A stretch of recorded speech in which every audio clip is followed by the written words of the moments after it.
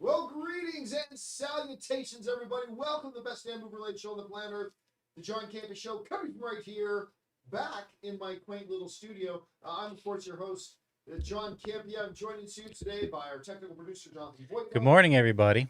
Robert Meyer Burnett. It's good to be back with everyone here. And most importantly, you guys are here. Thank you so much for being here and making our little show part of your day. And here's how today's show is going to go. We're going to start. Oh, they're saying my mic is off. No, I fixed it. Okay. It's delayed. We're going to start off by talking about a number of predetermined topics we got lined up for you guys. Then in the second part of the show, we're going to take your live comments and questions. If you guys have a thought, theory, opinion, or question you'd like us to address, go ahead and fire it on into our tip link simply at www.streamelements.com/JohnCampea/tip. And the good news about this tip link, it's actually good 24 hours a day, 7 days a week. So if you're listening to our show a little bit later on our podcast feed, either on Apple Podcast or Spotify or your favorite podcasting app of choice, or if you're watching the show a little bit later in the day, you can still send in a question wherever you want because the tip link is good 24 hours a day, 7 days a week. And if you send one in when we're not live, we'll just get around to answering it on the next episode. All right, guys. Good to be back. I've been gone for almost 2 weeks. Yeah. On the road. We have now done, in just about a month and a half, in our little movie meetup tour, we have done 13 cities. We have done San Diego, Phoenix, Albuquerque, Denver, Salt Lake City, Las Vegas, Nevada, San Francisco, Portland, Seattle, Kansas City, my hometown of Hamilton, Chicago, and Indianapolis. Yeah, but John, when are you coming to my city? Yes, well, that's a good question. When are you going to do the Florida Panhandle? We are going to do Florida next month. No. Yeah, we're going to do Florida next month. You're going to drive to Florida. Yes, we're going to do, and we're going to hit Texas. We're going to hit Florida. We might try to hit Atlanta on the way. You got to go to New Orleans, bruh. They'll be passing through. You're going right through. Well, then if we're going to go through New Orleans, we'll probably stop in New Orleans. No. Yeah, other. because you got to take the No 10 out others. anyway. So we'll announce dates and all that kind of stuff at a later time. But for now, guys, we got a number of things to talk about here, and we're going to get things started off with this. You know, one of the movies that opened up this weekend, I have not had a chance to see because I've been traveling. And when I was seeing a movie on Thursday night, we decided to go and see Good Fortune because we've been waiting a couple of years for that. But Black Phone 2 opened up this weekend. And listen, I got to tell you, I love the first one. Yep. The first one was one of the surprise screenings they did for us at CinemaCon a number of years ago. And I remember we lost our minds with it. I couldn't believe how much I enjoyed that film. I thought it was really fun. And then we get the sequel. Looks a lot like a Nightmare on Elm Street ripoff, at least from the marketing and all that kind of stuff. But still, it's got Handsome Hawk, got the original kids back. Of course, the young guy was just in How to Train Your Dragon, which he was great in that. And it did pretty darn well. The film, according to Deadline, has made $27+ million at the box office this weekend, easily taking the #1 spot at the box office. Now, what's really of note about this is the fact that it did something that is difficult for some sequels to do, and you really want a sequel to do. It made more money than the first one did. The first one made $23 million, which is a really pleasant surprise at the time. But the first one made $23 million on its opening weekend. This one comes in and makes 27. Again, that's what you want a sequel to do, but many times we've seen sequels don't end up making the same amount. I did call that last week. Thursday, he was right. I took the under. He took the I understand over, you was right. guys, yeah, you thought it would make under the original, you thought it would make over, and lo and behold, here it is. I did see it. And it makes over, and people seem to generally like it. I was going to go see it tonight, but the Toronto Blue Jays have forced Game 7, so I got to watch that tonight. Yes. So I think tomorrow night I'm going to go see Black Phone. Pretty stoked about that. By the way, going to go see Frankenstein on Thursday. The Netflix. Yeah, but in theaters. Yeah. I'm going to go see it in theaters on Thursday, which I'm pretty stoked about. At any rate, Rob, they got to be happy with this because, by the way, Blumhouse, who has a reputation for making, car money with scooter investment. I mean, they've done really well, but they've had a rocky time of it lately. This is a bona fide win for them. Anyway, you saw the numbers of this. What do you think about it? Well, I saw the movie. I went and saw it. I think the Irvine Spectrum has become my favorite new theater. It's a great theater. It's an incredible theater. And I saw it in the RPX theater. What is that, a Regal or what? Or It is Regal. Regal? Okay. It's Regal. That venue is incredible, and their IMAX screen, everything about it is incredible. I hated this movie. Oh no, really? Now, I loved I have to say, I love the first one. I'm a huge Scott Derrickson, and I'm a huge Massa Worm fan. You know, Robert Cargill, who wrote it. They wrote it together. John, you know how we all love Black Phone 1. Yeah, we loved it. I thought it was a terrific, ferocious little low-budget horror movie. This movie felt like I was watching the first draft that they had written. This movie is all over the place. I mean, it goes that suddenly they're like, we need to go to a summer camp, or we need to go to a religious camp and go work there in the middle of a blizzard. And I'm watching this going, wait, what? And they kept adding characters, and there's all this lore that they're just making up. And I'm like, what? It was so all over the place. And I'm watching this, and there was some interesting fright scenes.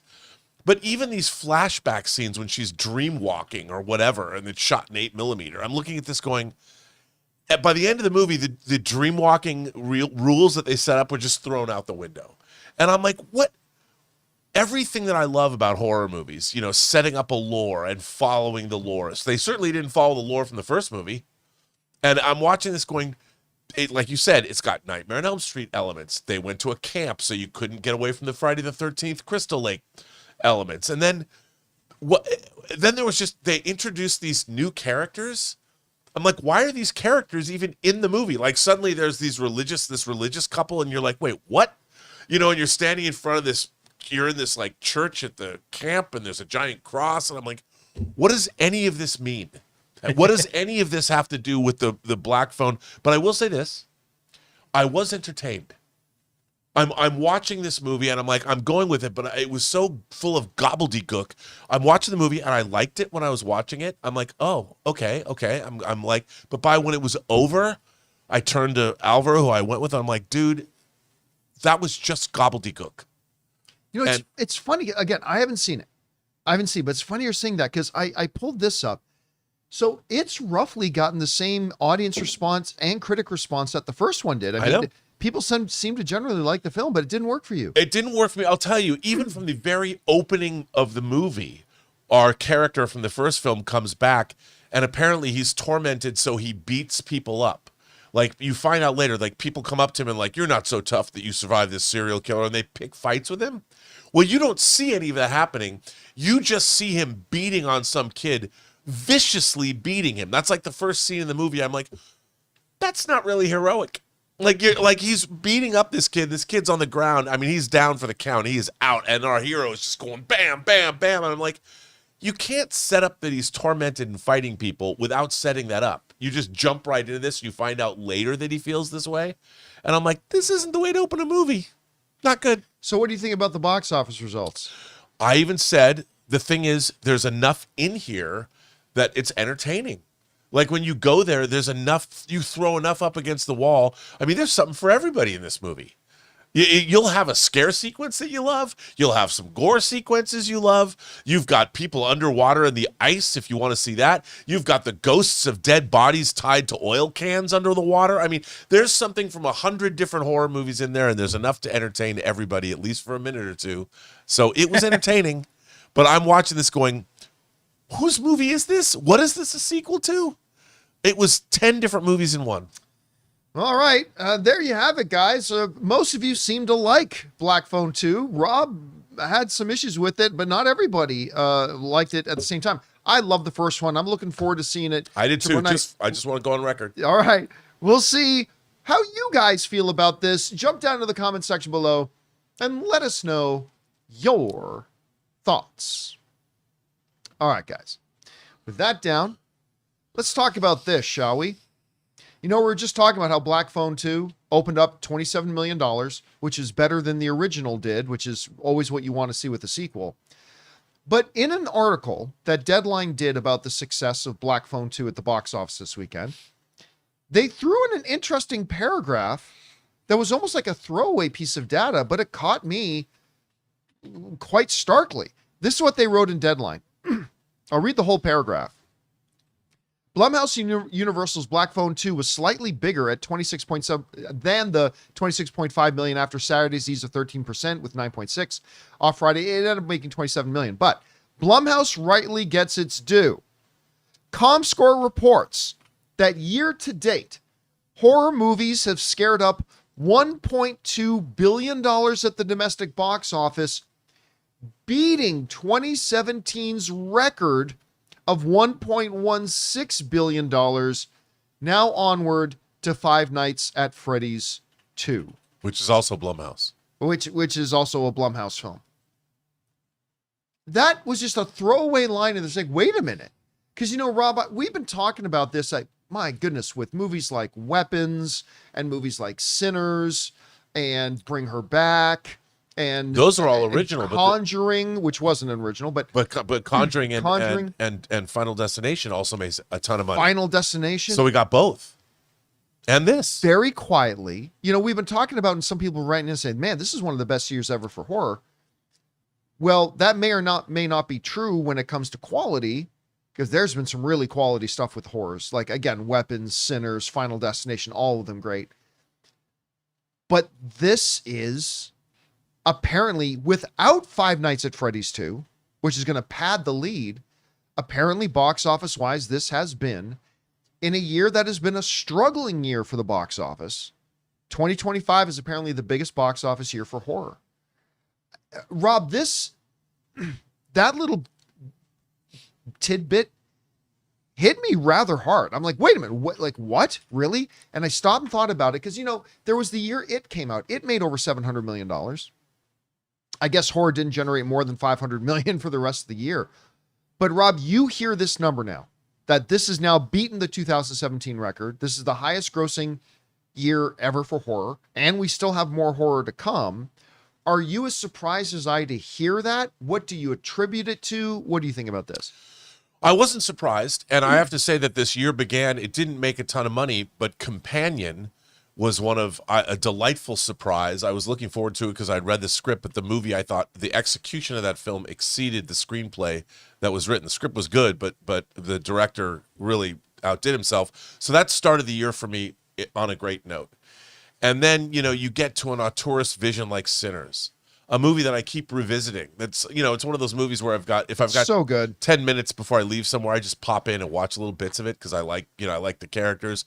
Total original vision. Same with Weapons. You know, Zach Cregger follows up Barbarian. But then you have, after 14 years, the Final Destination franchise comes back and they understand the assignment and deliver a wildly entertaining movie that probably is a lot more fun than it has any right to be, but so much fun.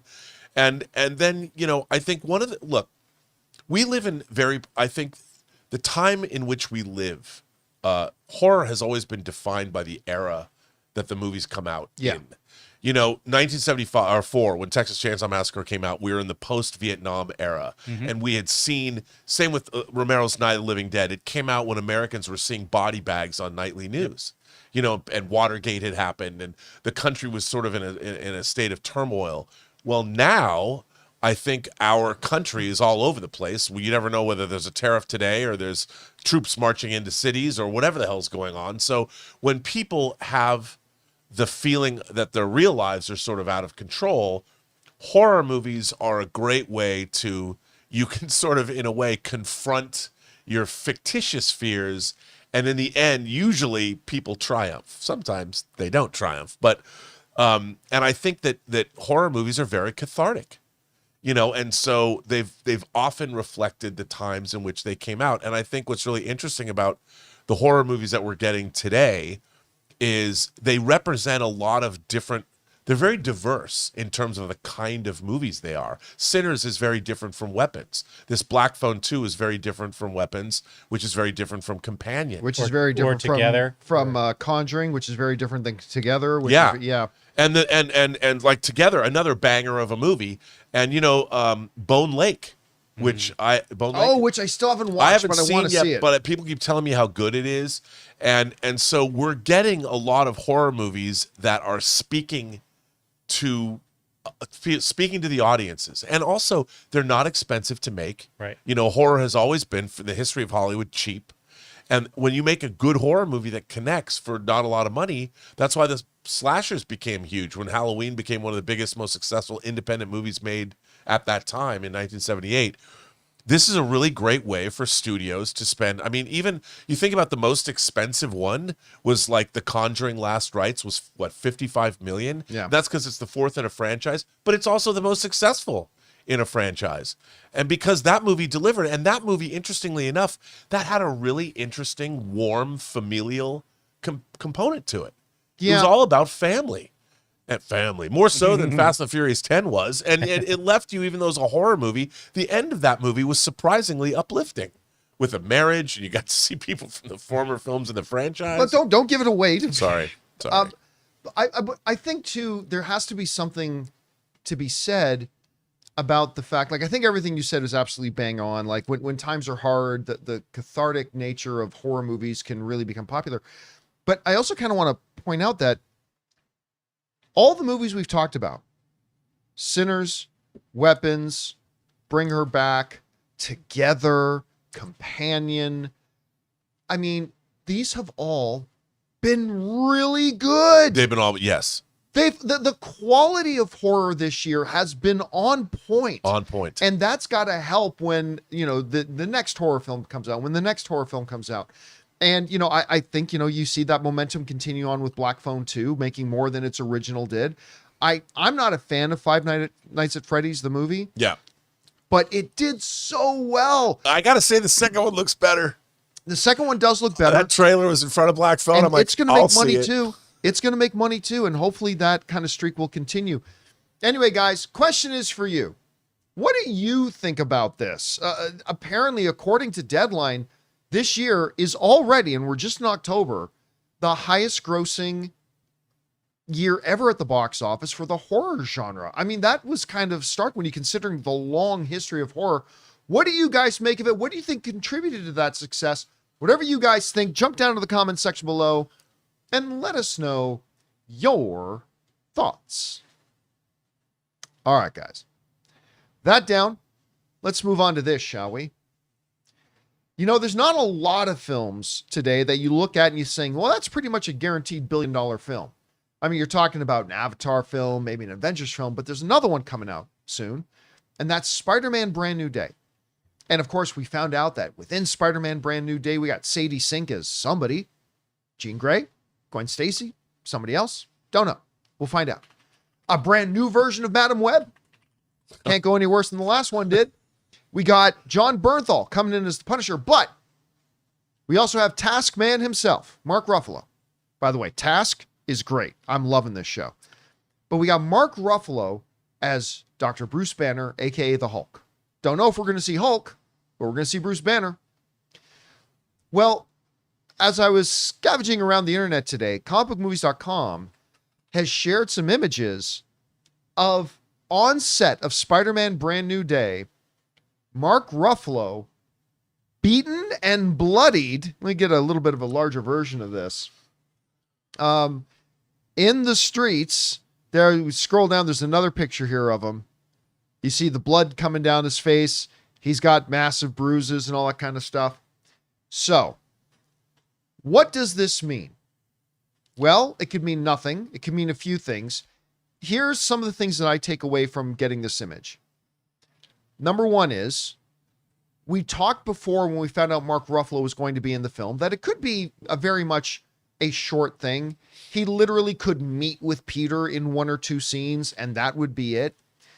Seeing him out in the streets, bruised, beaten, bleeding, all that kind of stuff. Well, that tells me that he's got some kind of a functional role in this movie. Doesn't mean he's going to be in 45 minutes of the movie, but he's got clearly an established place to play. He's going to be involved in some kind of action sequence, or maybe he's in a car wreck or whatever. Now, the two questions that come to mind for me. Did Dr. Banner get beat up? Or is this still the physical markings he's bearing, having had a fight as the Hulk? Now, with the Hulk's healing factor, you'd think he would, Bruce would still just look like Bruce afterwards.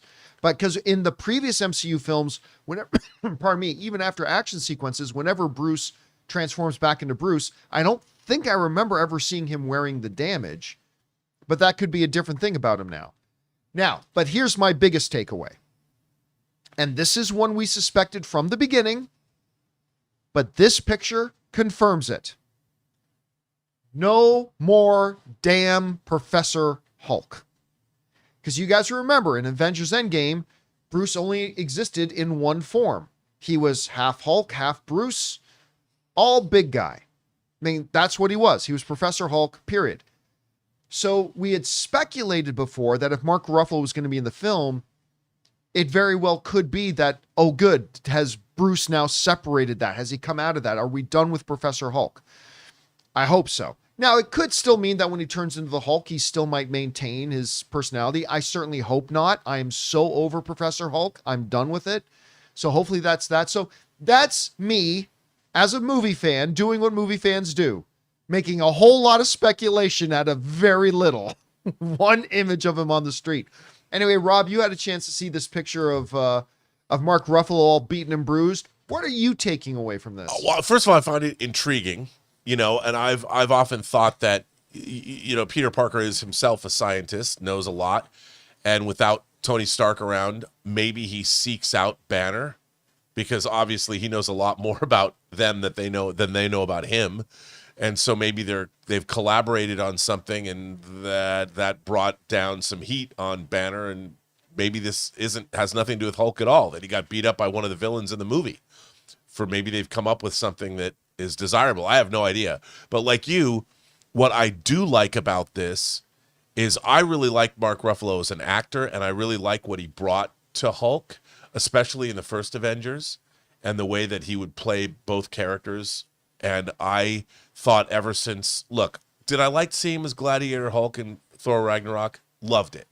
But since then, the character has not been the Hulk that we know and love. There's no Hulk smash there, because he was halfway between Professor Hulk and Hulk, talking like this up on Scar, wherever the hell they were. And I want to see that Hulk come back.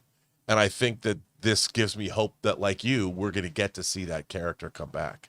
And I don't want to see him with his son coming to barbecues. I don't want to see him doing Pilates with She-Hulk.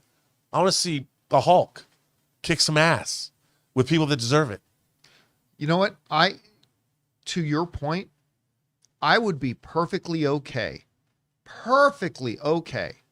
if they started this movie with Peter attending a funeral and there's a sad Bruce Banner there, and we find out that Hulk's idiot son accidentally stuck his hand in the toaster to pull out the Eggo, and Hulk Bowl-Cut Jr. electrocuted himself and is just gone. And then they never mention it again. Just never mention it again. And then Bruce is totally fine after that. I would be perfectly okay with that. And just move on from family picnic, Hawaiian shirt, bowl-cut wearing son Hulk. I'd be totally okay with that. Well, and he was underdeveloped. He just showed up. Yeah. There was that should have been a storyline that was developed. No, it really shouldn't have been. It really just should have never happened. Well, that would have been the best approach if it just never happened. Anyway, guys, question is for you. What do you think about this? We're getting some images coming from the set of Spider-Man Brand New Day where Ruffalo's looking beat up, unless that's what they're saying there. I'm kind of speculating some very fun things about it. Whatever you guys think about the picture, jump down to the comment section below and let us know your thoughts. All right, guys. With that down, we still have a number of things to talk about here, including there's some speculation because of a picture that's come out from a wrap party gift bag item about people now thinking they know what the antagonist is going to be in the upcoming HBO Lantern series. Also, Jim Carrey is apparently going to be George Jetson in an upcoming Jetsons live action film. Wicked for Good has found their cowardly lion, and Star Wars Lando with Donald Glover maybe back on the books, and Tron Ares could end up being, it looks like, going to be the biggest flop of the year as far as losing money. We're going to talk about that and a few things more, but before we do, we're going to take a quick second and thank the sponsor of today's episode of the John Campea Show, our friends over at Zapier. Guys, we want to take a second to thank the sponsor of today's video, Zapier. You know, one of the biggest game changers of the past year has been AI. But let's be real, just talking about AI doesn't actually make your day any more productive. What does make it more productive is finding tools to put AI to work for you. And that's where Zapier comes in. Zapier is the easiest way to take AI and plug it directly into the apps and processes that you're already using every day. No IT bottlenecks, no complexity, just results. For me, it's been about saving time on repetitive stuff so I can focus on the work that matters and I actually enjoy. And it's not just me. Over 3.4 million companies are already using Zapier to streamline everything from sales and marketing to IT and HR. With their AI orchestration platform, you can connect top AI models like ChatGPT or Claude right into the apps you already use. So whether it's automatically enriching leads, coaching your sales team, or even resolving IT tickets, Zapier makes it simple. Guys, join the 3.4 million companies already automating with Zapier and transform how you work with Zapier and AI. Get started for free by visiting zapier.com/Campea. That's ZAPIER.com/Campea. And thank you to our friends at Zapier for sponsoring today's episode of the John Campea Show. All right, guys, with that down, let's go on to this, shall we? You know, one of the things that I am crazy excited about coming from the DCU is the upcoming HBO series Lanterns. Now, we got that first picture, which you can see down in the thumb here, this one here. Yeah. They released this image ages ago. But I remember right away, you know, with our Jon Stewart and our Hal Jordan, just looking at it and going, oh my God, that already looks awesome. It's so simple, just two men walking down a road, clearly on business. They're on business. They're on business. Look at them. My question is, do you think their power rings generate these clothes? Or did they have to go buy them? I think they're wearing, I think they bought them the clothes. Just checking. I think that's their regular wardrobe. But man, I can't wait for it. HBO is the king, the highest of the gold standards when it comes to making series. And so hopefully that'll translate into that. But we really don't know much about it. We know Nathan Fillion will appear in it as Guy Gardner. We've heard a few other little casting things, but basically no details. Well, there's some speculation going on about what one of the details may be. Now, I'm going to warn you in advance. This is Plastic Man level stretch. But, as we will discuss, it is consistent with some other things we already know about the DCU. The main hoopla comes from this. According to a report here coming out of MovieWeb, there's this hat that was given out as a part of the wrap party for Lanterns. The post said, so this is from the official DCU Lantern show. A Redditor made a video pointing out that it might tease the center. And WB forced to take it down. Do you have a fuller picture of that hat, Jonathan, that we can bring up? So, as you can see, it's a lantern. But what's a little bit different from the traditional Green Lantern ring logo, is that the center has several circles.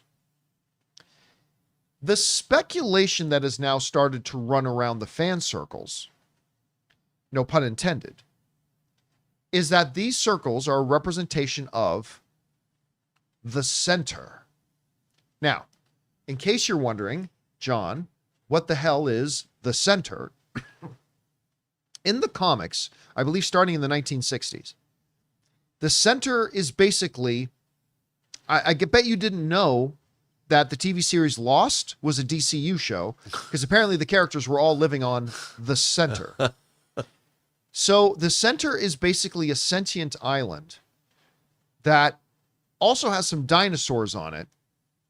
And it's like, it's sentient, and in the comics, the Justice League had to fight them and all that kind of stuff. Now, that whole theory is being proposed because the Lantern's logo on the hat has some circles. Circles! Circles! I love circles. So it's a bit of a stretch. Now, however, the reason this theory, let's call it a theory, the reason this theory may have some legs is because of the end of Peacemaker Season 2, where they introduce salvation. Peacemaker ends up through a dimensional door in a place that is very nature-centered and apparently has some dinosaurs running around on it, which is consistent, at least from the comic book descriptions of the center. James Gunn said that the ending of Peacemaker Season 2 will kind of be a doorway, again, no pun intended, into what's going on with the rest of the DCU. It could be a foreshadow of things that are going to happen in Lanterns, hence the center. That being said, we are talking about circles that have a center. Listen, another theory that's been floated out there, and Jonathan, let's bring up the hat again. All right. Is that these circles could represent a target. Some other people are taking that as to meaning we could be getting Green Arrow. Now, this theory would also have some merit because traditionally in the comics, you know who are BFFs? Hal Jordan and Oliver Queen. Again, that doesn't mean anything, but there would be some consistency with that as well. If I were to find out that either of these theories were true and real and accurate, and it were put to me, John, which one of these theories do you hope it is? Like, we can tell you one of them is right. Which one do you hope is right? I got to tell you, I'm not stoked about the idea of the center. No. But I would be loving the idea of them introducing Oliver Queen. I would love that, and having Oliver Queen be a part of a mystery that's going on. Because here's the problem, Rob. And remember, we're speaking in the dark. We are speaking right now as people who have not read the script. We don't know what it's about. It could be awesome. But the original ideas that float around about this Lantern series being kind of like True Detective and it being a mystery to be solved and a little bit more grounded, I really love that idea. And if suddenly a sentient island with dinosaurs is your main antagonist, that kind of blows that out of the water. Yeah. Not that it couldn't be awesome and it couldn't be maybe the greatest thing DC's ever done. Again, we're speaking in the dark. But I'm kind of hoping it's this theory about it being the center is not right, because it really does, at least in theory, really take away from that true detective nature of it, which is something I'm really looking forward to. Anyway, Rob, you saw the image. You've heard the theories. What do you, are we talking about the center? If so, what kind of role could it play? Do you think it could mean something else? I don't know. What do you make of this? Okay, I just want to say, looking at that image, I think it's a bit of a stretch. Let me just read something real quick. The center was born in the core of the earth. It has been observing the activity of the surface for millions of years via telepathy. Upon viewing the growth of humanity and their potential to replicate the destructive force that killed all the dinosaurs, the center decides to wipe them out. That's pretty wacky. And like, you know, you saw it in Darwin Cook's New Frontier graphic novel, Yeah. The Center. Now, the thing is, my first inclination is to be like, John, this is ridiculous. You know what I think those concentric circles are in the middle of that lantern? The power that you stick your hand in and say the thing. That is the third.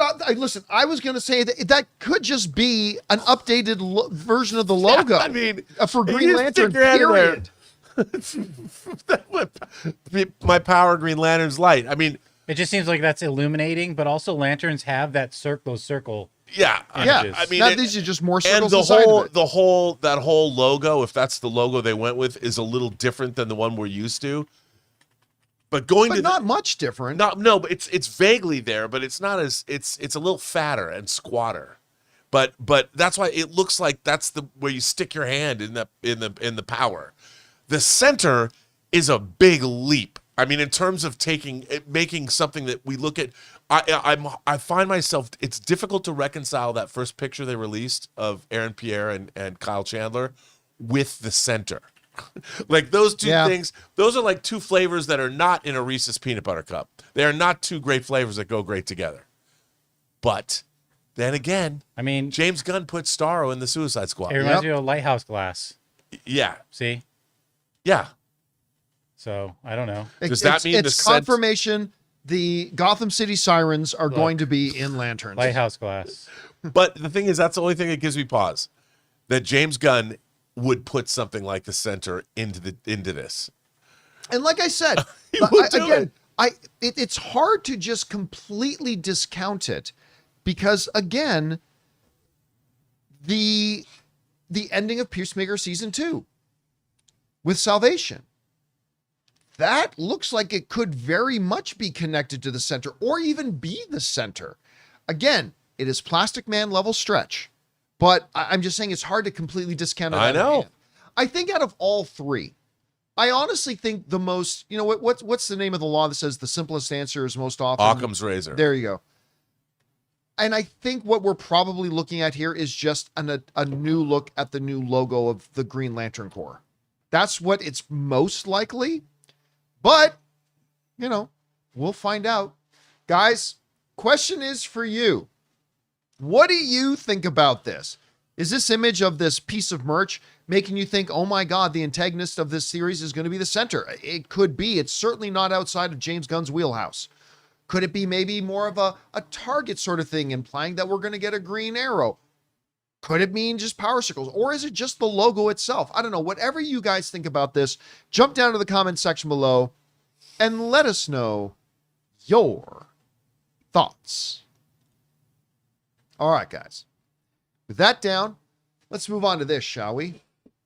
Under the category of good Canadian kids to make it big in Hollywood, Jim Carrey is definitely one of those guys near the top. And listen, I'll tell you this. I say this without irony or hyperbole. I believe he is the absolute best thing about the Sonic movies. I think James Marsden's great. Sonic himself is wonderful in them. But Jim Carrey is the MVP of the Sonic series. And apparently now he's going to be doing a new live-action interpretation of things, as The Hollywood Reporter is now saying this: Jim Carrey is zooming towards a live-action feature of the Jetsons.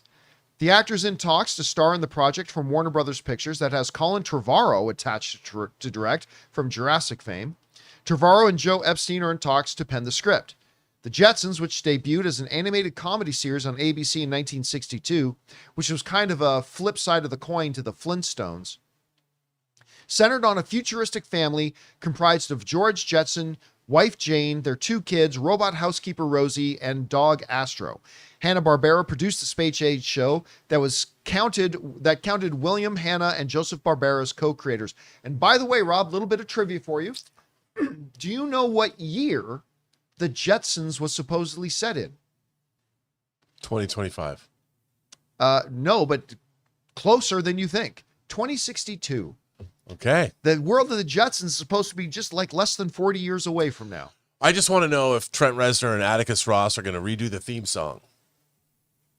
It's George Jetson. Just bring Nine Inch Nails back as a whole to do it, and there you go. All right. Here's an interesting little tidbit.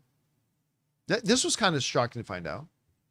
According to the report, if Jim Carrey does indeed do this, as the Hollywood Reporter is saying he's going to, this will be his first non-Sonic movie in 9 years. Wow. That the last time he did a movie was apparently in 2016. And at least that's what I was reading in the Hollywood Reporter. Maybe there's something we're missing there, but that would be interesting. All right.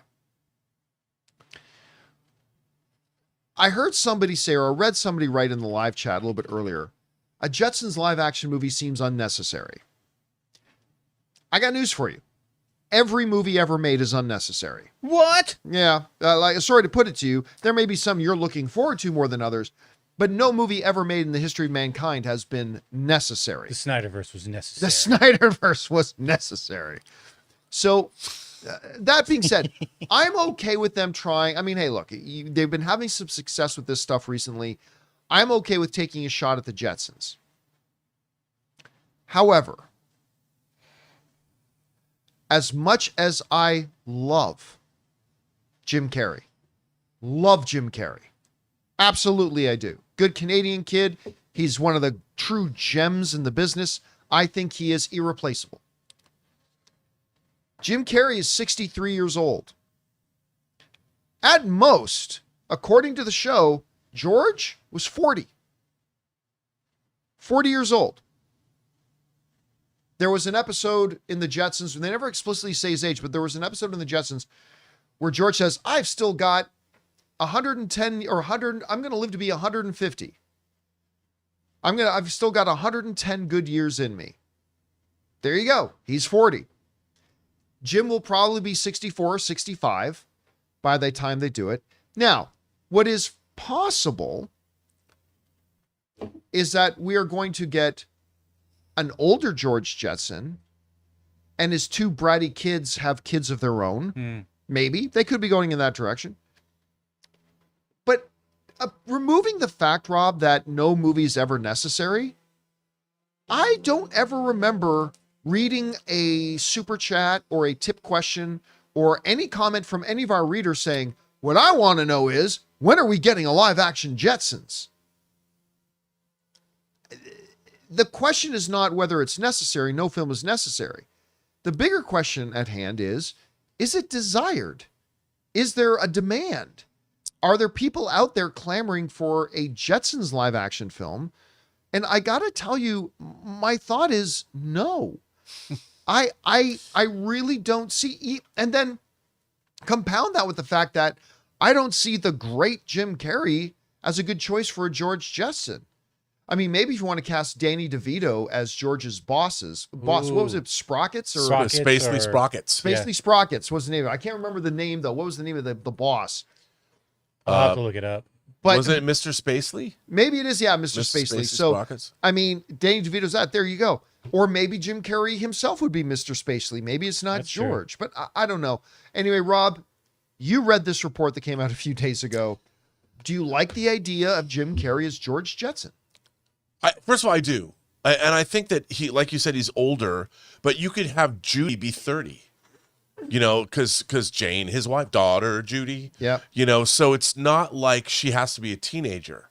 You know, I think it could be the family skewing so a little. older family. Yeah, because she's dating, like she's maybe got a fiance that they don't like, you know, or Astro doesn't like, you know, something. So Jim Carrey can be an older dad, like they had her when they were in their mid 40s, and Mrs. Jetson might have been 39, George was 44, and now Judy's older.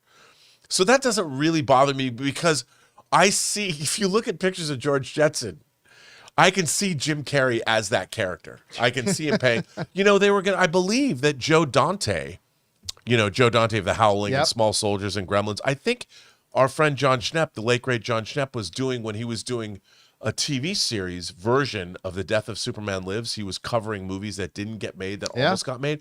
I think The Jetsons was one of the movies. I was working on that project with him. Yeah, I think that was one of the movies he was going to cover. So like Joe Dante, there was a whole Jetsons project that was developed. And I think, look, is anyone asking for this? No. Does anyone remember the Jetsons? I don't know. They're Probably like also no. from 62. You know, it's an old. It was in, you know, what do you call it? Why am I drawing a blank? It played for a long. It's it's been around. I mean, it's into the 90s, and they were like remakes. But even still, this generation, like the younger generation, Z and A don't. But I do think, in terms of making a comedy, if you made it a satire, like having elements of, say, Wall-E, you know, because the way they dealt with future human civilization. Yeah, I think that there's a lot which was much more pessimistic. Yes. View of the future than the Jetsons. But I mean that they could do a satire that really skewers, like, I'm not saying Idiocracy, but it could be really fun. You know, they could do a fun thing with showing where we might go in our AI-drenched, futuristic, technologically advanced society. I could see the potential there. And Colin Trevorrow and his co-writer must have an idea that they've pitched that attracted Jim Carrey to be in it. So I would hold out. I would say my first inclination was, who cares? But if somebody has a good idea and they want to make it, and Jim Carrey decided he wanted to be in it, I would hope that there's something there that we should look forward to. That there's something that we don't know yet. Somebody in the live chat just brought up an interesting, believe it was DJ, saying if you want a futuristic version of the 1960s, which if you look at the Jetsons, it was clearly the 1960s idea of what the future would be. Right. Like the Fantastic Four. I was going to say, didn't we just get that in the Fantastic Four? Again, I think it was DJ in the live chat. Wasn't the Fantastic Four not really a version of the Jetsons in many ways? Look, if Jim Carrey does it, I'm sure he's going to deliver something that's entertaining. I mean, hell, even in The Fabulous Burt Wonderstone, Jim Carrey steals that movie, man. Like, you put him even in bad stuff, he'll steal it. But again, I just don't know that I don't think there's a demand. I don't know that anybody goes to see this. I'm with you. I don't know either. Anyway, guys, question is for you. What do you think about this? Apparently, Jim Carrey, who hasn't done a lot lately outside of the Sonic films, is going to be George Jetson. There's two big questions here. Do you even think they should be doing a Jetsons movie? And then if you can get past that, what do you think about Jim Carrey as George Jetson? I've got some apprehension about it, despite the fact that I love Jim Carrey. But whatever you guys think about it, jump down to the comment section below and let us know your thoughts. I think I'd rather see a Ace Ventura Pet Detective The Later Years movie, to be honest with you. But that's just Actually, me. I'd watch the hell out of that. I'd watch the hell out of that. I'd watch that. All right, guys. With that down, let's move on to this, shall we? You know, Wicked came out and kind of took the world by storm. I never saw the original show, the stage play. I'm not the target demographic. It's not really my kind of movie. But I thought the movie was great. And now we've got the sequel coming. There's a lot of excitement about it coming up. Of course, the original got nominated for Best Picture. This one might too. Well, now we got some new casting news. As according to Variety, Wicked for Good has cast Academy Award nominated actor Colman Domingo, who, by the way, we will see in Running Man. I can't wait. I cannot wait for Running Man. So we're going to see him in Running Man here pretty soon, and he is going to be the voice of the Cowardly Lion. Variety writes the following: Colman Domingo is off to see the wizard. The Oscar-nominated actor has been cast as the voice of the Cowardly Lion in Wicked for Good. Announcement was made on the Wicked Instagram account on Monday, with Domingo hiding behind a lion stuffed animal before revealing himself, saying, "See you in Oz." All right. Look, one of the mantras, I've got several that I've used since doing, online movie punditry, but one of them is, it's never a bad thing to add talent. Good talent. Colman is the definition of good talent. He is an exceedingly exceptional performer. He's fantastic. I don't give a crap about this announcement. I really don't. For two reasons. Number one, the lion does not play a major role. From everything I understand, the lion does not play a major role in Wicked for Good, regardless. But it brings up something I often decry and moan about, which is, what's the point in having Colman Domingo doing the voice of the lion? Why not just a lifetime, fully dedicated, fully trained voice artist to come in and do the voice of the lion? It's not like Colman Domingo's putting on the motion capture suit. It's not like it's Colman Domingo going to be on stage and something. It just makes me wonder, what's the point? Why have him? Why pay Colman Domingo money when you can pay Chris Carr money and maybe get a better trained, pure voice performer than that? Again, this is no shade at Colman Domingo. He's exceptional. I'm just saying, I don't know why I'm supposed to care that he's the voice coming out of the lion. Anyway, Rob, you hear about this. What's your take on it? Well, like you, I'm a huge Colman Domingo fan. He's an incredible performer, and I also love it. I love seeing him appear on talk shows or places because he's hilarious, and he's really he's really funny. He's really in funny. Conversation. He's a really charismatic guy, and he's just somebody I wish I knew. But look, I think with a movie like Wicked for Good, like you said, you're adding talent. The voice of the Cowardly Lion, all the way back to the original Wizard, the 1939 Wizard of Oz, is important. And maybe John Cho, isn't that John Cho directed? Mm-hmm. Maybe they knew him, and they, for whatever reason, I just think, like you said, it adds to the movie. Does it matter? Did they have to hire somebody like Colman Domingo? No. But I think that probably maybe he wanted to do it. Maybe he asked to do it. But I think it's good for the movie. It's good for the marketing. Yeah. Yeah, it's good. But here's I see some people actually say, well, wait a minute, but he's a good actor. Yeah, but let's put it this way. Let me bring in a sports analogy, if you will indulge me. What happens when you take an MMA fighter? MMA fighters train in every discipline. They train in wrestling, boxing, taekwondo, all sorts of striking martial arts, judo, whatever. They'll train in all of it, right?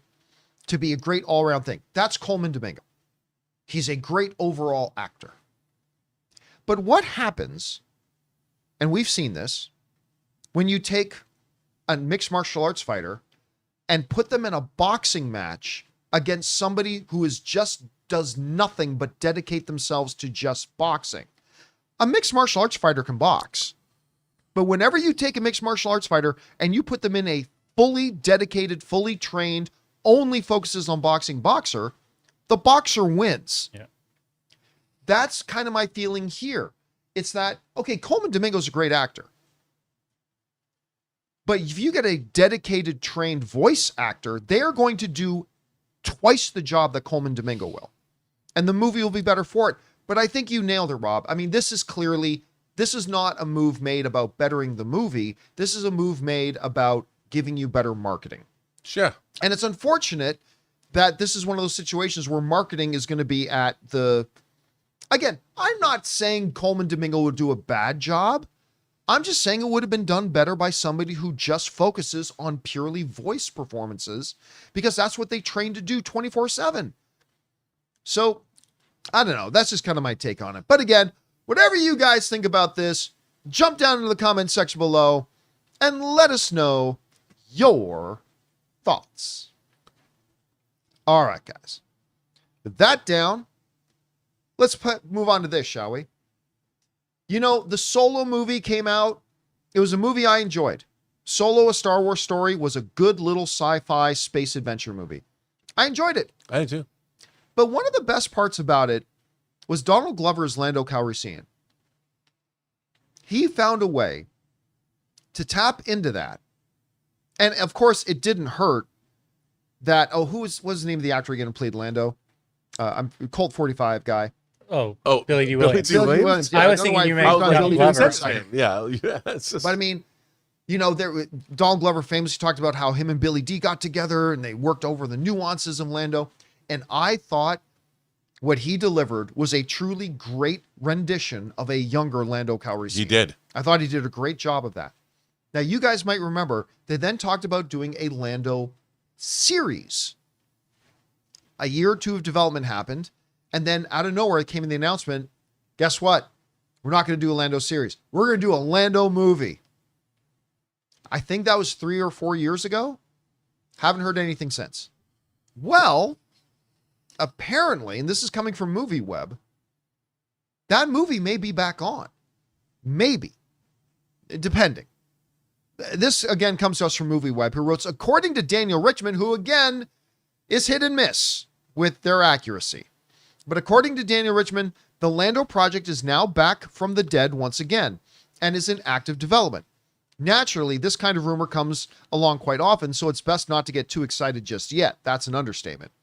However, this is the first positive update from the Lando movie has been given in over a year, since Donald Glover himself said during an interview with the Wall Street Journal that he just wants the movie to be fun if it were ever made. All right.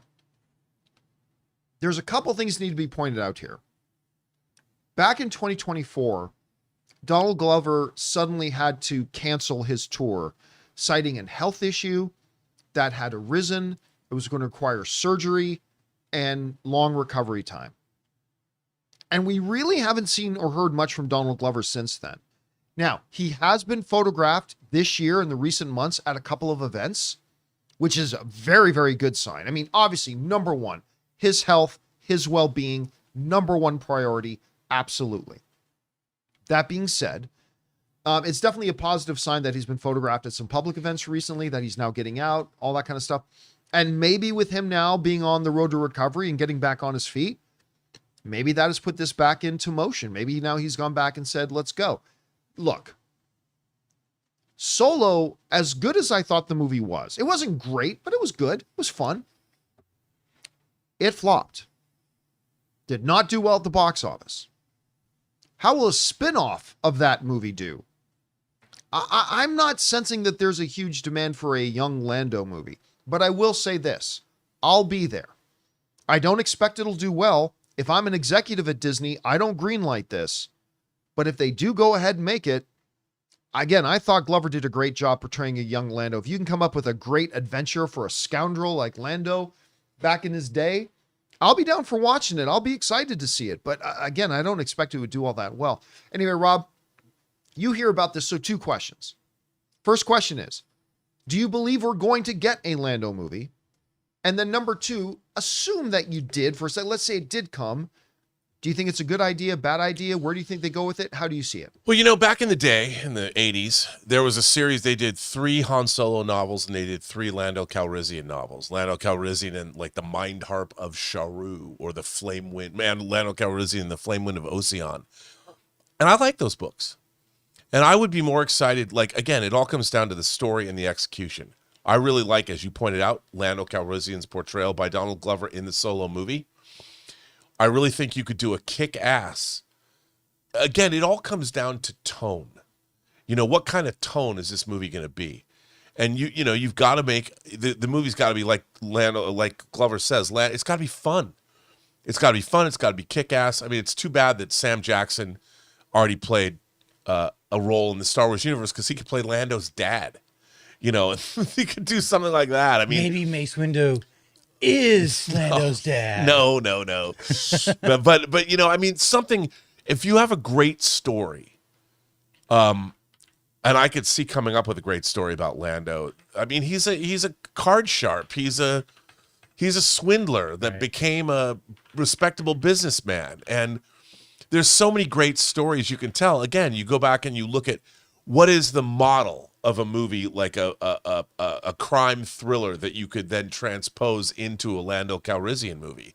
I mean, there's a lot. You go back and you look at there's a lot of great things in the past. I mean, it could be really, I'd love to see it. You know what? The more I think about this, I'd love to see more than The Mandalorian and Grogu. Oh, 100%. 100%. You release this Lando film on the same day that you release Mandalorian and Grogu.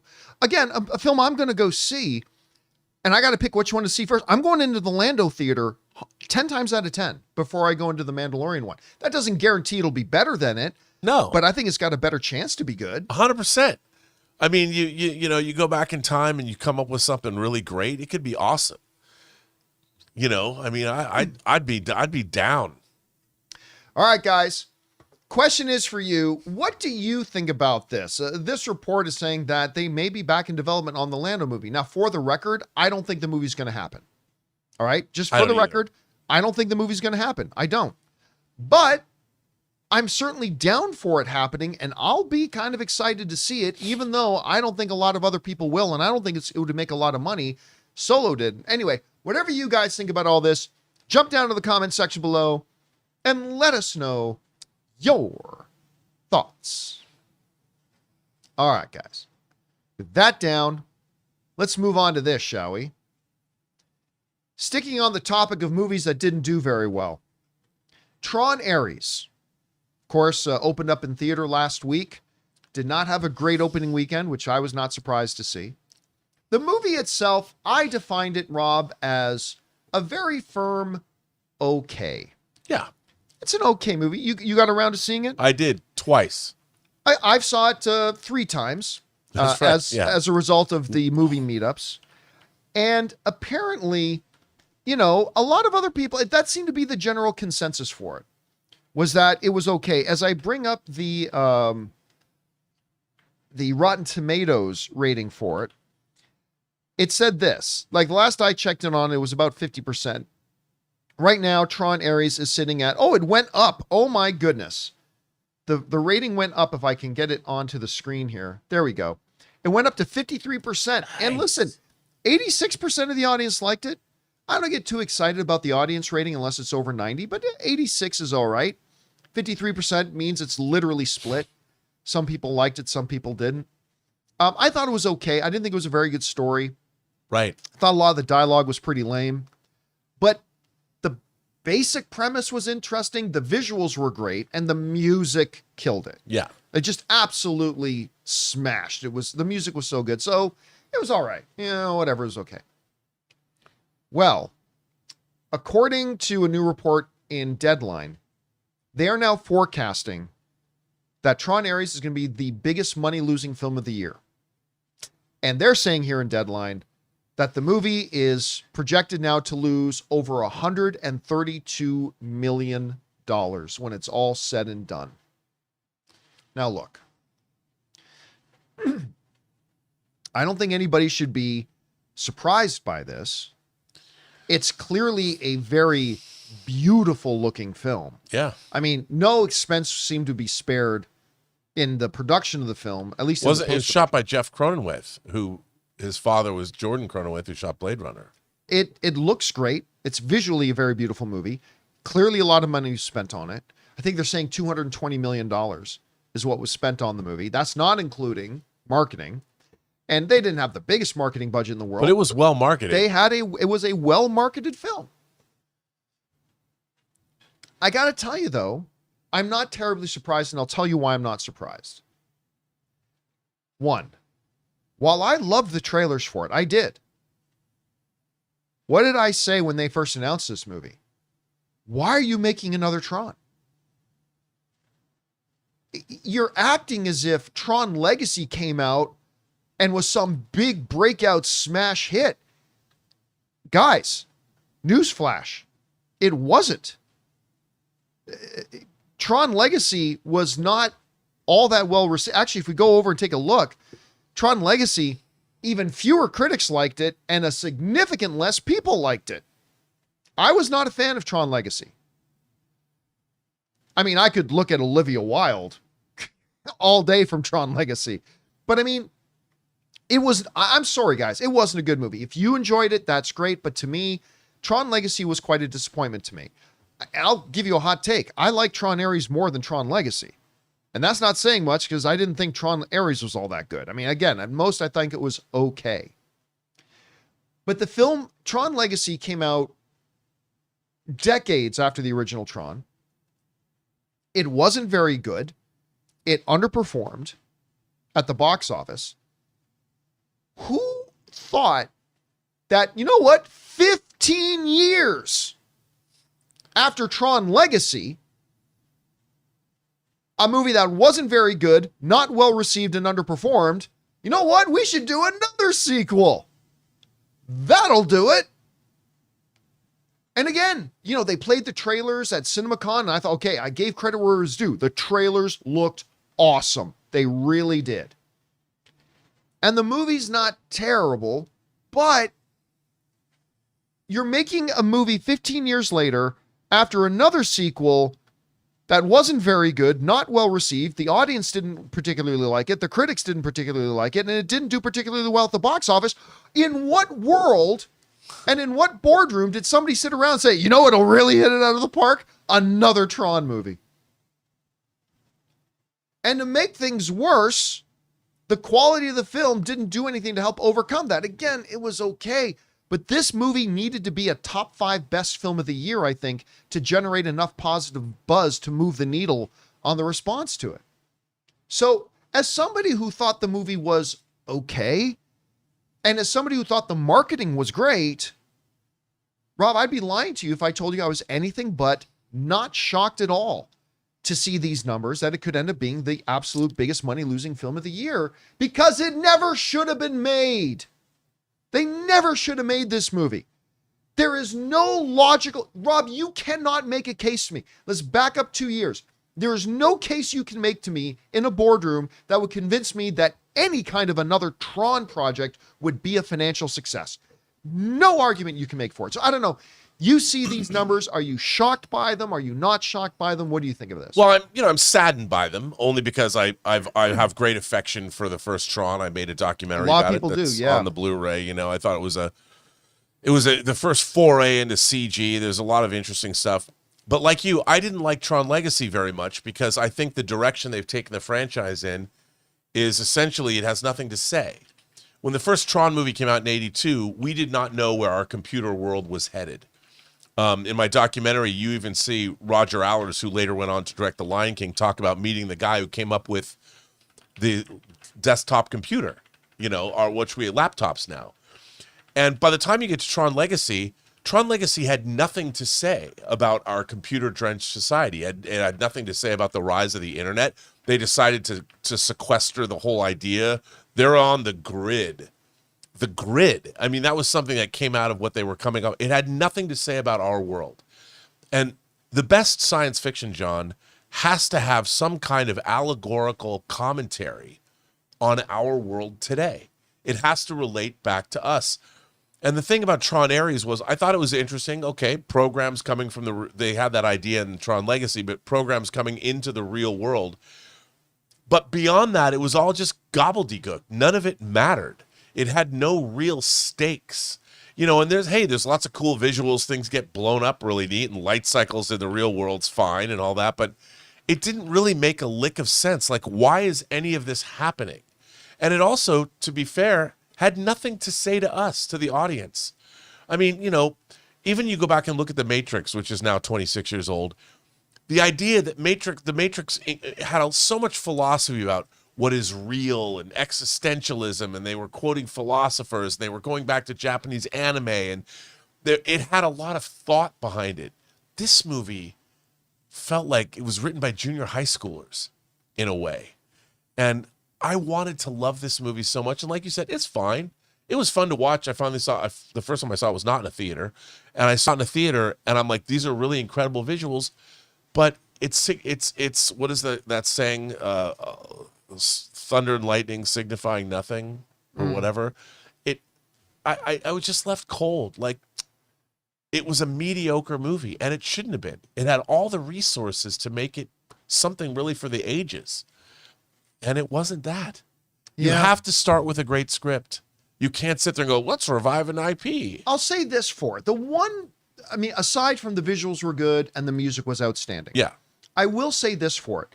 There's a notion in the movie, and if you haven't seen the movie, this isn't a big spoiler, believe me, but it's just a line where, you know, the main CEO girl, she's doing an interview and she says, I'm paraphrasing, but whenever we talk about AI, it's always about the doomsday scenario. Right. Why don't we ever talk about what the positive potential could be, right? And she says that in the movie. And that's true of our movies today. Whenever we get into movies about AI, it's always a horror, worst case scenario about it's Skynet sort of thing. But this whole idea about what if AI produced something great instead of something horrible, that's interesting. Yeah. They didn't do it very well. But like, to me, like I see some people in the live chat say, and I've seen some people online saying, well, you know, the reason the film didn't do well was because of Jared Leto.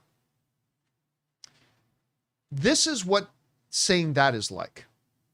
If I played a baseball game yesterday wearing blue shoes and lost, and then today I played another game of baseball wearing white shoes and lost, you coming up to me and saying, well, you lost because you wore the white shoes. But I didn't wear the white shoes yesterday and we still lost. How can you say I lost today because of the white shoes if I wore the blue shoes yesterday and we still lost? Saying that this film didn't do well because of Jared Leto, well, explain Tron Legacy to me then. Right. Because that didn't have Jared Leto, and less critics liked it, less people liked it, and it underperformed. Of course, you do a sequel to that 15 years later, it's going to do it proportionally lower. It had nothing to do with Jared Leto. 100% nothing to do with Jared Leto. And there was even a quote from an executive in the Variety article or whatever that said the same thing. And I look, here's my big problem with this movie. The writers didn't really understand the premise. So you bring programs, first of all, this is such a weird thing to say, but in the original Tron, the idea of human beings are anthropomorphized programs is itself a weird, whimsical idea that may have worked in a Miyazaki animated film. But it really doesn't work. It's not like they're replicants. It's not like they're manufactured human beings. And so in this movie, you're bringing these programs that are already anthropomorphized to look like people, and then they come into the real world, and then you're suddenly supposed to believe that these computer programs, once they look like people and they're in the real world, like Jared Leto's like, do I have a soul? You know, I mean, it's like, it didn't work. You're watching this going, it doesn't connect because it doesn't really make any sense. And the writers don't make you believe it. Well, they lost the original idea that the users were delving into the world of being God. Yes. And they were creating mankind like into their image. They were creating something we didn't even realize it, but these circuits were creating an evolutionary shift. But then they never really delved into that ever again. No, and that was like Tron himself says, I fight for the users.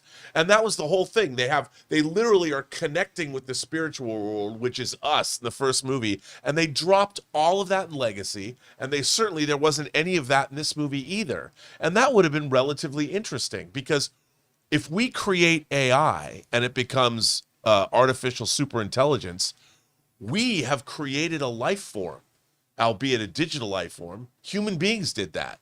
A life form that we don't even understand. There's interesting story ideas to be mined in there, which they did not do in this movie. But I would go one step further beyond that. Again, even if this movie was better, I don't think there was ever a scenario in which Tron Ares was going to be successful, especially coming off of Tron Legacy. Yeah. To me, it's like this. If 2 years from now they do a sequel to Kraven the Hunter, yes. Oh God. but they replace Aaron Taylor Johnson with, I don't know, Glenn Powell, right? Does anybody believe that if they do a sequel to Kraven the Hunter, that movie's going to do well? Spoiler alert, it won't. No one's going to go see it because the first one sucked and nobody liked it. No one's going to go see a sequel. And then it would be like blaming Glenn Powell for it not succeeding. Right. Could it be that once again? Exactly. That's exactly what this is. You make a Kraven the Hunter sequel 5 years from now, but replace Aaron Taylor Johnson. Yeah. There's no scenario that movie does well, and then blaming Glenn Powell that didn't do well. It's like, it just wasn't going to do it. Guys, nobody cared about Tron Legacy. I mean, that's hyperbole. Obviously, some people do. Some people like The Rise of Skywalker. Film is subjective. That's great. But I mean, 15 years after a failed sequel 15 years later to an already failed sequel, there was no scenario in which this movie was going to do well. And I get it. Everybody's going to try to hunt for a scapegoat. But I mean, this movie could have been 20% better. And I don't think it would have done any better financially. This was a movie that was doomed from the start. At least in my opinion, it was. I agree. Anyway, guys, question is for you. What do you think about this? I mean, this could end up being financially the biggest flop, at least in terms of how much money it loses financially at the box office this year. Are you surprised? Not surprised? I'm certainly not surprised. And I don't even hate the movie, but I'm not surprised at all. I don't know. Whatever you guys think, jump down to the comment section below and let us know your thoughts. All right, guys. With that down, it's time for us to move on to the most important part of our show, which is, of course, taking your live comments and questions. But before we do, we're going to take a moment and bid good day to writer, director, producer Robert Meyer Burnett. Great job as always, my friend. Good having you. Thank you, John. And I just want to say go Mariners. All right. There is this another guy cheering for the Blue Jays tonight. All right. Guys, with that down, let's get over to your questions here, shall we? Jonathan, what we got up first? We got Alex von Gollum first here. He says, hi, crew. It was awesome meeting you, John and Ann at Encaster last night. Question, how does the IMAX screen from the theater compare to the Dolby Prime screens in LA in terms of brightness, color, vividness? Well, I mean, that's just comparing IMAX screens to Dolby Right. AMC Prime screens. Obviously, the Prime screens are a bit smaller. The answer is you can't lose. If you're going to go into a movie into an IMAX screen, you're going to go into a movie in an AMC Dolby Prime, you can't lose. They both have their pros. They're both fantastic viewing experiences. For me, myself, my first choice will normally be the AMC Dolby Prime. The dual laser projection system, the deeper blacks, the sound system, all that kind of stuff. And not to mention the motorized leather recliners is a part of the experience as well. But I mean, if I had to go watch it on an IMAX screen, I wouldn't cry about it because that's an amazing experience too. All right, what's next? All right. We got Super Nintendo Chalmers, major deaths in Avatar Fire and Ash, over under 2.5. You know, he wrote that into me the other night. I'm going to say under 2.5. 2 major character deaths in a movie is actually a really huge number. Very few movies will actually do 1. But I think 3 is going to be too many, so I will take the under on 2.5. All right, what's next? We got Mega Red. Oh, you know why? Because these were delayed, so 5 days. So because we're catching up, Right. because Thursday we had to do super chats. I So stayed for this. yeah, hi Rob and John from Seattle. Rob, what is your favorite cinema in the Seattle Well, area? fortunately, Rob is actually still here. Yeah, I stayed because I saw this question. All of my favorite cinemas are gone except one, the Cinerama downtown, which is now the Seattle International Film Festival cinema. That is by far the best cinema in Seattle. So go down there, support them. They need your support. They're not making a lot of money. So support the Seattle Film Festival's Cinerama Theater that was gifted to them. All right. What's next? There are 4 lights. 4 lights. John, you saying Rick Flag could be a Clayface blew my damn mind. I remember being confused in the scene where Harcourt calls him Rick, and he says, "What?" Harcourt responds, "You wanted me to call you Rick," and Rick says, "Oh, right." Yeah, I mean, again, one of my biggest problems, and I have several issues with the last episode of Peacemaker season 2, although I still think the season overall was fucking brilliant. 7 out of the 8 episodes were fantastic, but the finale was not good. One of my big problems, of course, was the radical inconsistency of Rick Flag Sr. Because I'm sorry, but the Rick Flag Sr. that we saw in Superman, the Rick Flag Sr. we saw in Creature Commandos, and the Rick Flag Sr. that we've seen in Peacemaker up to that point wouldn't be drinking champagne and laughing it up with buddies while his own men are being killed exploring through these doorways, right? And the theory comes up. Well, wait a minute. What if that wasn't Rick Flag Sr.? What if that was Clayface? Mm-hmm. And you just point out a really good example about another reason why that could be the case. Yep. All right, let's change my lower third too when you get a chance. All right, that's next. Oh, I see. Yeah. Kretz says, I think you'll like South Barrington AMC, John. I've watched some of the best movies there, from Demolition Man to Dark Knight Rises, or Star Wars prequels to the incredible J.J. Abrams Star Trek and Terminator Salvation. Hope you enjoy it.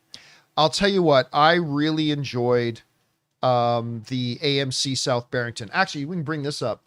I think the Chicago one was us at the movie meetup in this AMC South Barrington in the Chicago area. I think that might have been our biggest turnout one yet. It was a really nice theater. Really enjoyed it, and the people there were absolutely fantastic. I had a great time. How long did you have to stay to talk to everyone? We were there it took me 3 hours to meet everybody. Say, this is really a big undertaking. There's a reason I lost my voice. Oh, that makes sense. Yeah. Most of the movie meetups take at least 2 hours afterwards. This one took 3. Oh, yeah. And that's why I started losing my voice. But it was a great night. I had a wonderful time. All right. All right, what's next? SB, anyone think that Vanessa Kirby, Sue Storm, looks like Jennifer Holland, Amelia Harcourt? I legit thought it was the same person for a little bit. Also think any DC movie makes $2 billion. I mean, maybe we'll down address the line. We'll address the one question, which is, no, I don't see much resemblance between I don't either, the two actresses. But if you cast the two of them as sisters in a movie, I would think that's good casting. Yeah, I would think that's pretty good. But no, I'm never in any danger of, like, what's the name of the actress who looks just like Margot Robbie? Oh, gosh. Samara Weaving. Samara Weaving. Like, I will mix up Samara Weaving and Margot Robbie sometimes, but I don't think I'd ever confuse these two. All right, what's next? Pickle Down says, FYI, Wicked is not a prequel to the 39 film. It's based on the 95 unofficial novel, which retells the original book from 1900 through the point of view of a misunderstood Wicked Witch. That's why Dorothy is wearing silver slippers like the 1900 book. Well, I mean, I've talked about that many times. That's why it's also Universal and not Warner Brothers. Yes, exactly. It's because the movie is based on the book, but it is not inaccurate to say it is a prequel to the movie in the sense that it is the story of Oz that takes place before the events of The Wizard of Oz. But it is a prequel not based on the movie version. It is based on the book to which the movie is also based. At this point, we're just playing semantics. So yeah, it is a prequel, but it's not directly based on the movie. It's directly based on the original book, which is in the public domain, which means people can use it. You just can't use the stuff from the movie. All right, what's next? Kareem. Movies and milestone anniversaries this week, October 12th to the 18th. So 10 years ago, 2015 was Room. Oh, wow. 25 years ago. Oh, no. Curb Your Enthusiasm was 25 years ago. Wow. Jeez, that started then. Oh my Curb Your gosh. Enthusiasm started 25.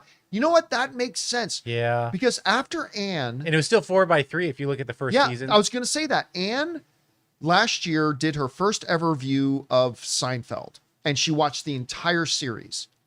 And after it was done, she thought, the guy from Curb Your Enthusiasm was the guy behind Seinfeld. Right. Let's watch that.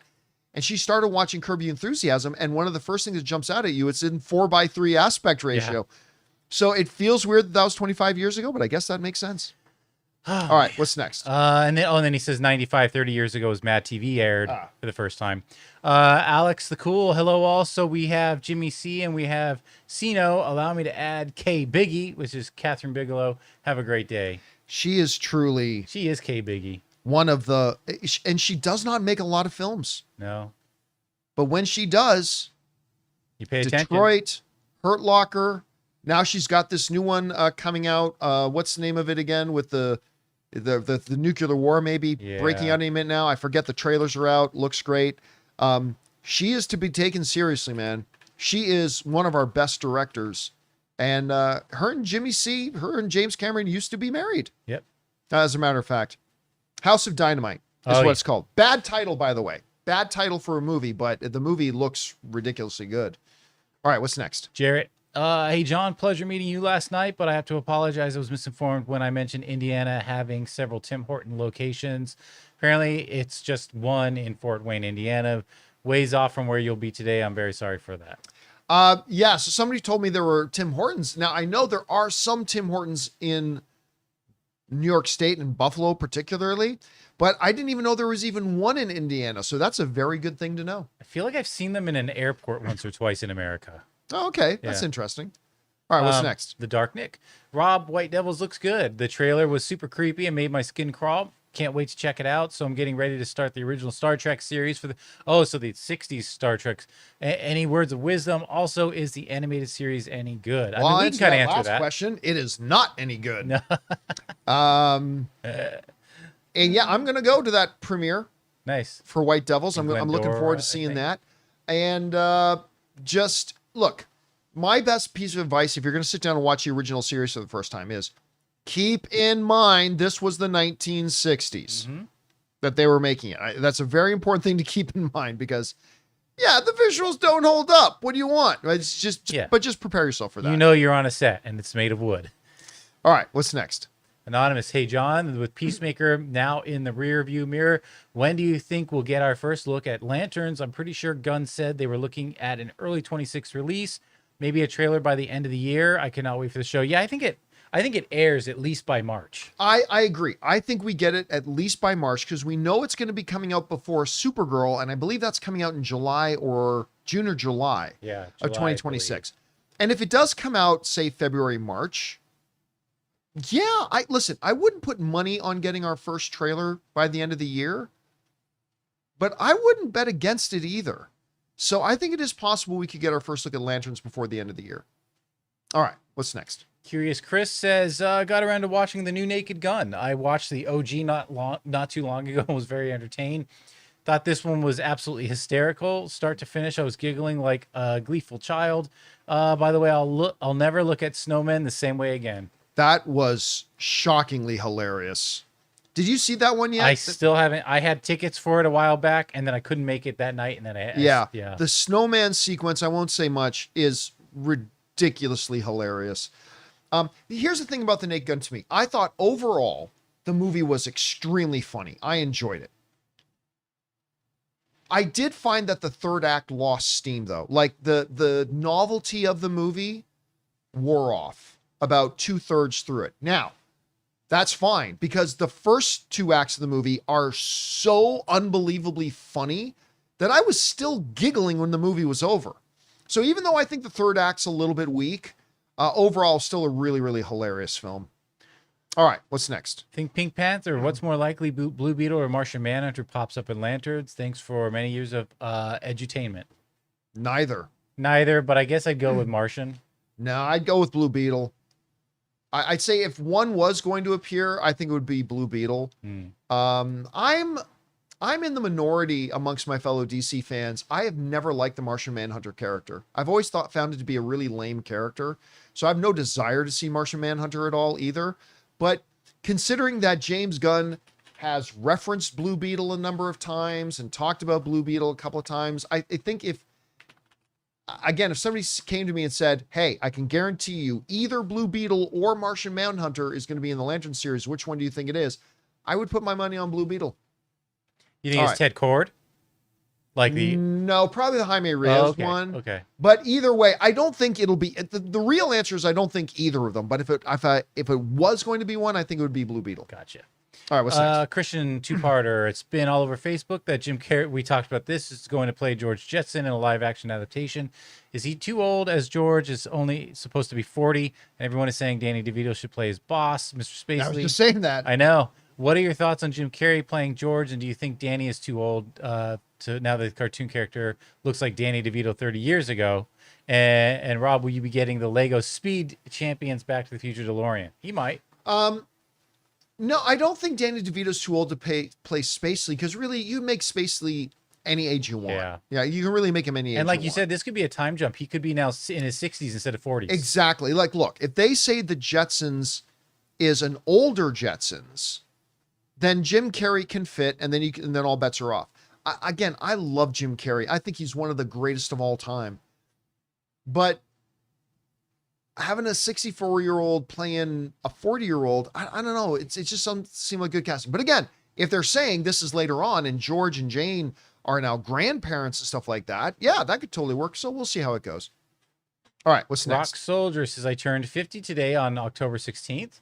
One of my heroes has passed away. Rest in peace, Ace Frehley of Kiss. Yeah. So to bring it around to movies, did any of you see Detroit Rock City? Yeah, man. Of course. And if so, what did you think? It's one of the comfort films I'll be watching. And it was so great of that era too. The year it came out. Yeah, but you know what? When I think of Kiss and movies, two films come to mind. One of them was the James Franco. Why am I suddenly freezing on the name of Bryan Cranston? The James Franco Bryan Cranston comedy where James Franco is marrying Bryan Cranston's daughter. I forget the name of it, but Bryan Cranston and his wife in the movie are like major Kiss fans, part of the Kiss army. Why him? Thank you. Soul AK in the live chat is saying why him. That was the name of the movie. But the one I really think about, I can't even remember the name of it, but it was when I was a kid. Kiss had this little movie where Kiss had superpowers and they were fighting some demonic monsters at a carnival. Did any of you guys in the live chat remember the name of it? Was it The Phantom? Is that what it was called? If any of you guys know the name of the one I'm talking about, but it's when I saw when I was a little, it was Kiss at the amusement park, Kiss Phantom of the Park, Phantom of the Amusement Park. It's something like that. Kiss Saves Christmas. King Daddy goes, Kiss Saves Christmas. But I'll always think of that one, man. Like, it was a schlocky and cheesy as hell. But that's where my mind goes when I think of that. I forgot Edward Furlong was in Detroit Rock City. He was in Terminator. Yeah. Totally forgot about that. All right, what's next? We got Matan. Could it be possible that studios like WB overspent on a movie like One Battle After Another because Netflix, Amazon, and Apple having bottomless pocket making mid-range films cost more than they should? Studios need to bid more to compete. No. I think the inflated budget is actually something they shouldn't be doing. It's not to compete with that. Yeah, like what are you competing with? Let somebody else lose money on it. Yeah. And you listen, we've been doing some stories lately of Warner Brothers turning down some films, some high profile ones too, that they've been turning down because they're saying, listen, that we can't just, what was it? Miami Vice. Was it Miami Vice? Well, I think Warner Brothers had the rights to do the new Miami Vice movie. Yeah. But they wanted like a $200 million budget. Yeah, and they're like, and no. Warner Brothers, like, thankfully is doing the smart thing, saying, no chance in hell. And so go ahead. If you can find another studio that's willing to lose money and give you that kind of money to make it, go for it. But and Heat 2 is in, they were like, nah, dog.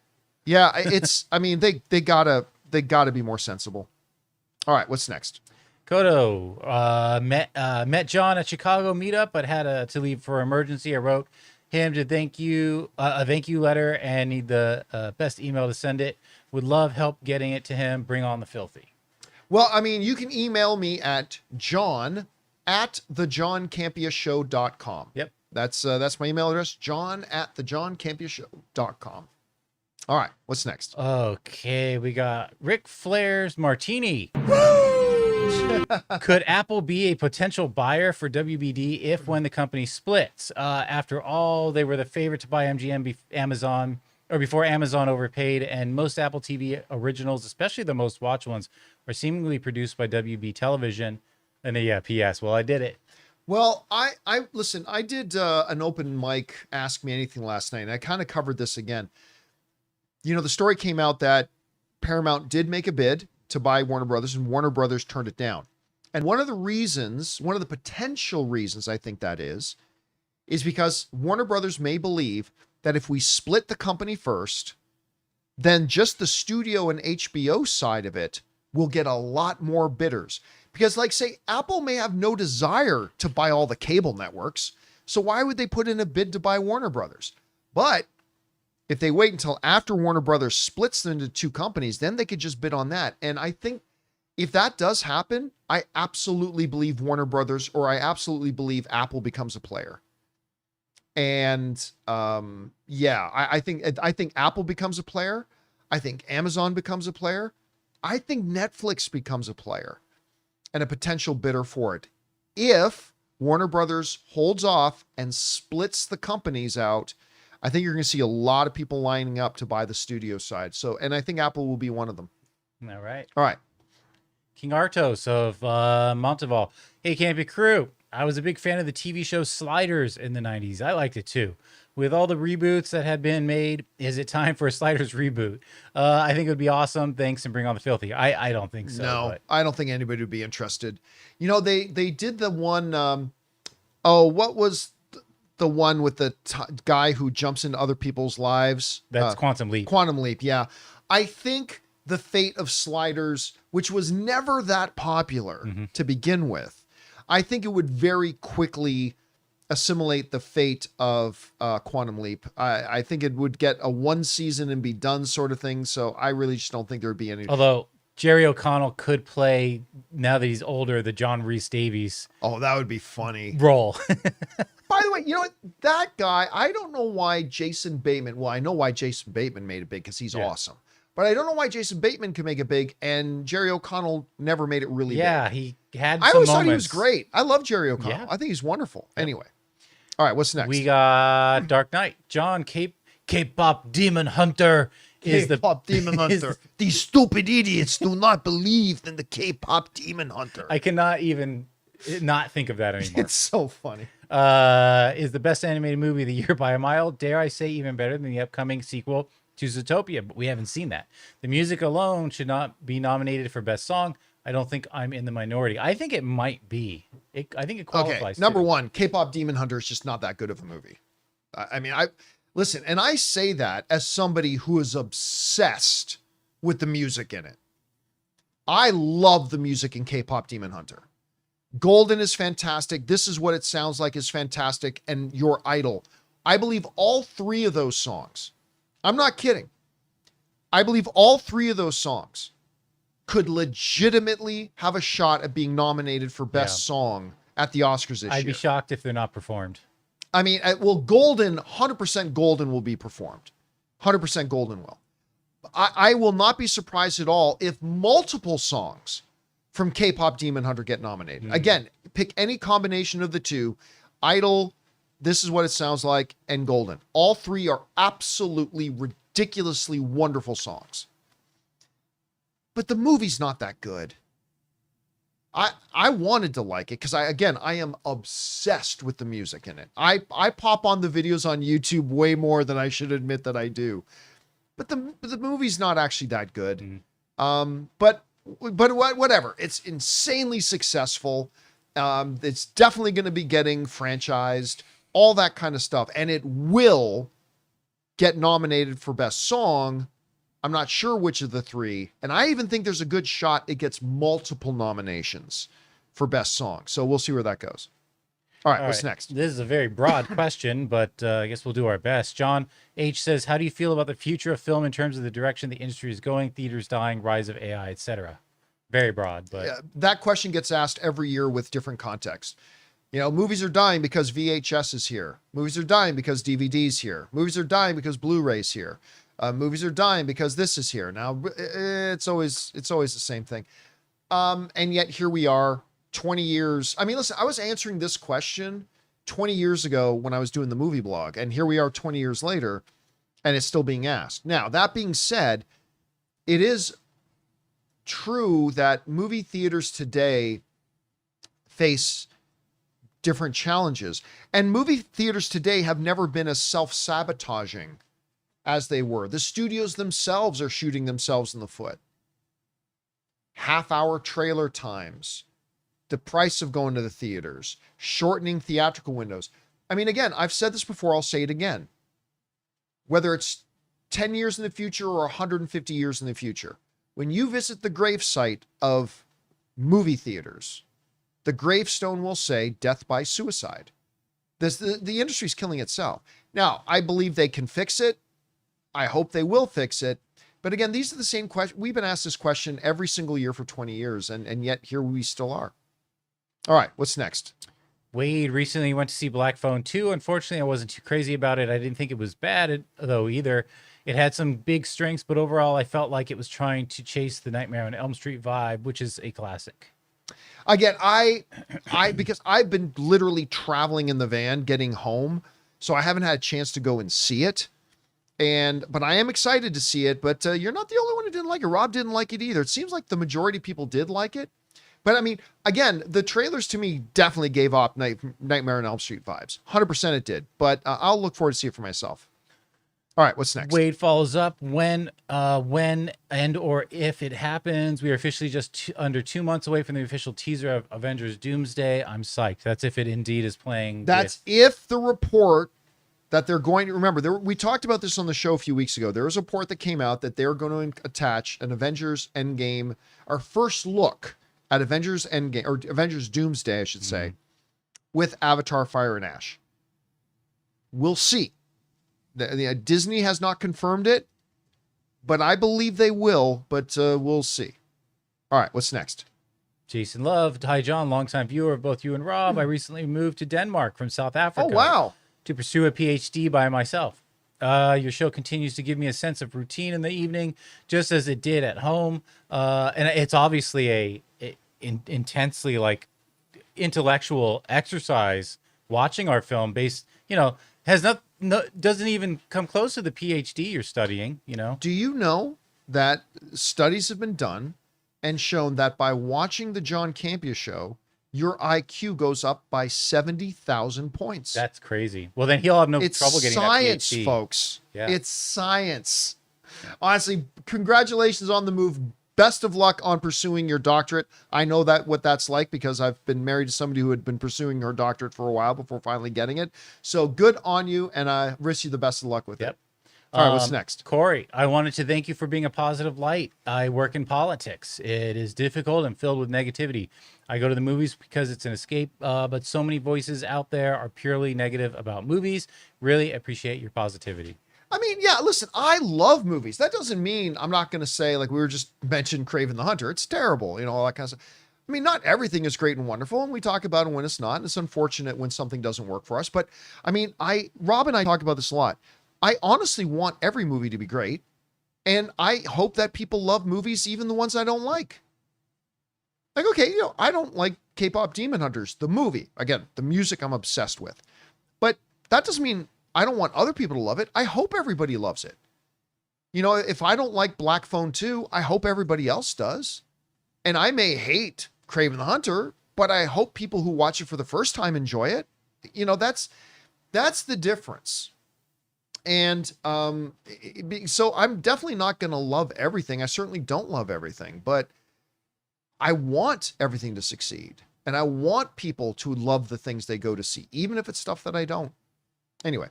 All right, what's next? Gone with the Cheddar. It was surreal to meet you in Chicago. It was great talking to you. You probably weren't able to use the card I got you, but maybe you can next time you're in Chicago. Also, I forgot to mention, I actually fell asleep during Tron. Looked promising, though. Yeah, you know what? Anne fell asleep during Tron too. The first viewing or the second? She only saw it once. Ah. Because I saw it in Kansas for the first time, and she wasn't with me in Kansas. Then I saw it in Hamilton, and she decided to skip out on the movie because we were going to see it the next night in Chicago anyway, and she wanted to spend that time with my sister. Makes sense. Which was perfectly understandable. So then the next night we went to Chicago, and we watched again in Chicago, and we had a really long day of traveling, getting there, and she kind of passed out for about half the movie. So there's that.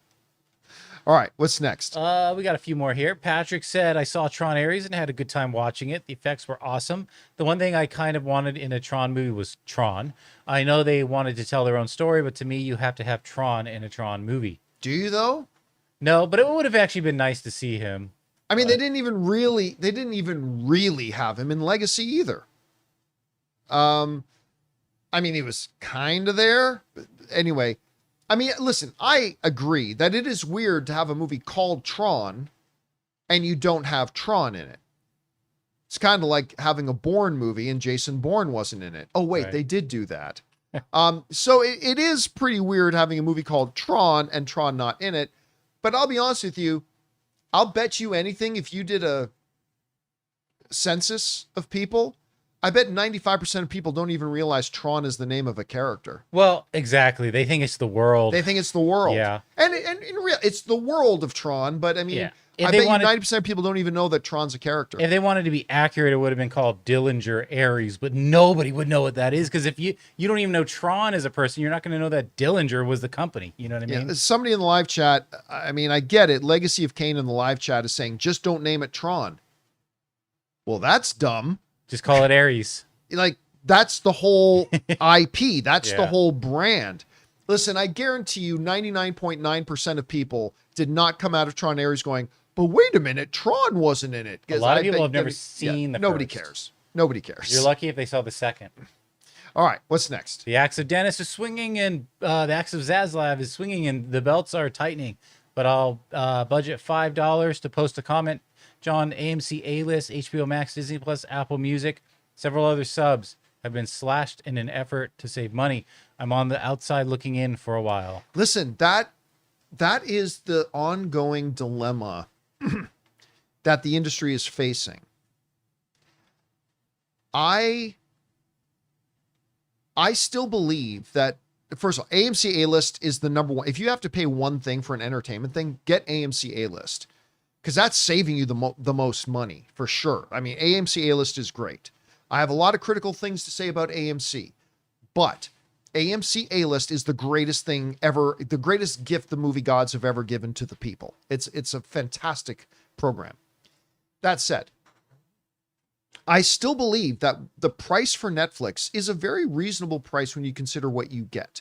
The price for HBO Max is a very reasonable price. It's a good value proposition for what you get. The price for AMC Video is reasonable for what you get. The price for Peacock is reasonable for what you get.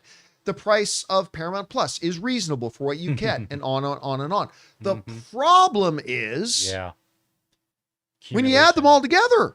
And that is the dilemma that is facing streaming right now, is that people don't want to have to pick and choose which programs can we afford to watch or not. Everybody can afford one or two of the streamers, but it's becoming increasingly challenging to pay for all of them. Yeah. Because it's way more expensive now than cable used to be. But it's not Netflix's problem to worry about if people can afford Paramount. It's not HBO's problem to worry if people can afford to get Apple TV Plus. But they're going to have to understand at some point they're in a symbiotic relationship. And again, I think every single streamer is reasonably priced. I do.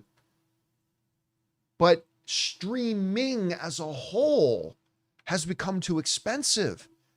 And that's why churn is going to continue to be a big problem. People are going to have to pick and choose which content they want to consume or not. And somebody's got to come up with a solution for it. They really do. All right, what's next?